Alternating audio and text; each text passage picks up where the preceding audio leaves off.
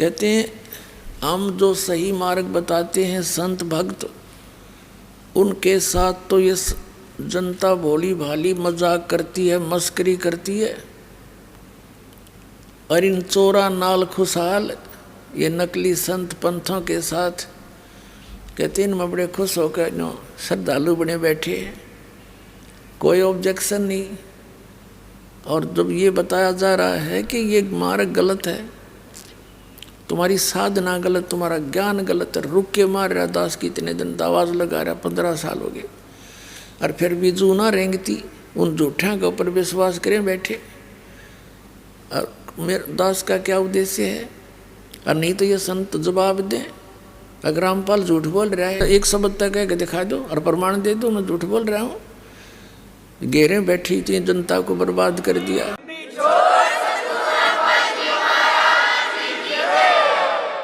और क्या कहते हैं कि साधों से ती मस्करी, और इन चोरा नाल खुशहाल, मल अखाड़ा जीतेंगे ये युगन युगन के माल। आप कोई आज के नहीं लग रहे, असंख्य युगों से आप भक्ति की प्रेरणा में कहीं ना कहीं भटक रहे हो। परमात्मा आते हैं, चारों युगों में आते हैं। चारों युग में संत पुकारे, कूक कहा हम हेल रे, हीरे माणिक मोती बरसे, ये जग चुगता ढेल रे। परमात्मा कबीर जी बताते हैं कि हम चारों युगों में आए। सतयुग में सत सुकृत कह टेरा, त्रेता नाम मुनींद्र मेरा, द्वापर में करुणा में कहाया, कलयुग नाम कबीर धराया। चारों युग में संत पुकारे, यानी जिन पुण्यात्माओं को परमात्मा कबीर जी परमेश्वर सतपुरुष आकर मिले, उन्होंने फिर उस परमात्मा के ज्ञान का जन जन तक कोशिश की पहुंचा दूं। जैसे आदरणीय नानक साहिब जी को स्वयं परमात्मा सतपुरुष आकर के बेई नदी से लेकर गए सचखंड, 3 दिन तक उनको अदृश्य कर दिया, गुप्त कर दिया उनके शरीर को, और सब लोगों से सब सतिथि से परिचित करा कर वापस छोड़ा। आंखों देख कर परमात्मा की महिमा को, ऊपर के नज़ारे को, और गरीबदास साहिब जी को भी ऐसे लेकर गए थे। तो इन महापुरुषों ने फिर वापस आकर सत संसार में सब लोक लाज सब मर्यादाएं तोड़ दी, क्योंकि ये दृढ़ भक्त होते हैं। और इनको कंप्लीट कोर्स दिया था इन्होंने। कभी किसी, परमात्मा ने कहा था भी जिक्र नहीं करना, इन्होंने किसी को छींट भी नहीं लगने दी उस माल्य के तीनों मंत्रों की। क्योंकि अगर वो पहले बता जाते थे, बात बिगड़ जाती। ये काल के दूत यही नाम देते पाते गुरु ग्रंथ साहिब मत नोट करके हैं। और ये अधिकारी थे नहीं, अधिकारी तो दास भेजा मालिक ने बना के कलयुग में।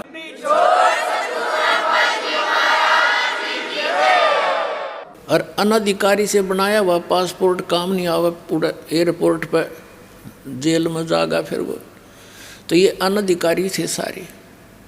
तो ये राधा स्वामी पंथ कहाँ से चला, इनके इतिहास देख लो, पढ़ाया था आपको कल।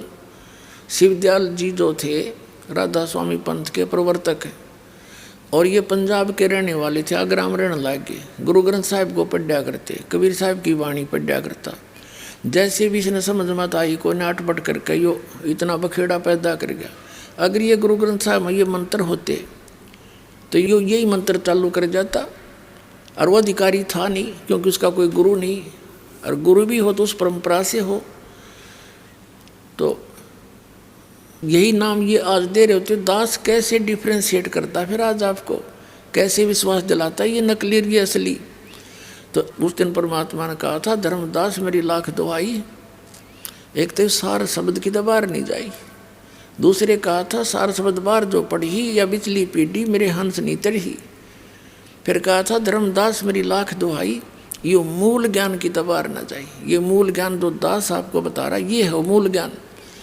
कबीर साहब ने कहा कि 33 अरब ज्ञान हम बाख्या, ये मूल ज्ञान अभी तक गुप्त ही रखा। इसको गुप्त रखा हुआ था, किसी का छीट नहीं लगने दी। ना कबीर पंथियों को पता, औरों को तो पता होगा कहाँ से इस पवित्र ज्ञान का। और कबीर सागर पढ़े, इनका समझ बनाया कुछ भी। गीता के पढ़ने वालों को गीता का ज्ञान नहीं, वेदों को पढ़ने वालों को वेदों का ज्ञान नहीं, गुरु ग्रंथ साहिब को पढ़ने वालों को गुरु ग्रंथ साहिब का ज्ञान। उसमें कहा क्या जा रहा है?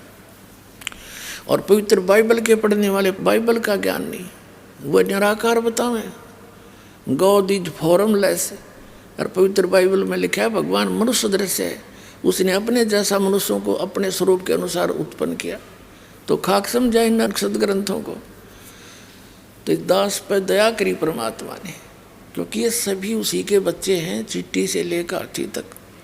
पूरी पृथ्वी पर जितने मानव हैं ये सभी प्राणी उस कबीर परमात्मा के हैं। और हम तत्व ज्ञान से अपरिचित होकर के न्यारे न्यारे कर दिए इन्होंने।